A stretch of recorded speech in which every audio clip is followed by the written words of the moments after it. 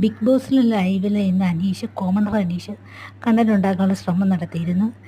അപ്പോൾ മലയാളം സംസാരിക്കും, മലയാളം വായിക്കാൻ അറിയുന്നവർ മാത്രമേ ബിഗ് ബോസിൽ പാടുള്ളൂ എന്നാണ് അനീഷിനെ പറച്ചില്ല. അപ്പോൾ അതിനെ എതിർത്തുകൊണ്ട് ചെറിയൊരു ബഹളമൊക്കെ ഉണ്ടാക്കാൻ ശ്രമിച്ചു. പക്ഷേ അത് ചീറ്റിപ്പോയി. എല്ലാവരും കൂടെ അത് ഇല്ലാതാക്കി.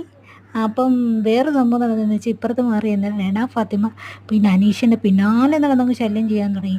അനീഷേട്ടാ എനിക്ക് കണ്ടൻറ്റ് ഇതാ, അനീഷേട്ട മാത്രം പിന്നെ ഇന്ന് പ്രൊമോയിൽ വന്നാൽ പോരാ, എനിക്കും വരണം എന്നൊന്നും വിടാതെ പിന്തുടർന്നുകൊണ്ടിരിക്കുകയാണ് ആ പെൺകുട്ടി റെന ഫാത്തിമ.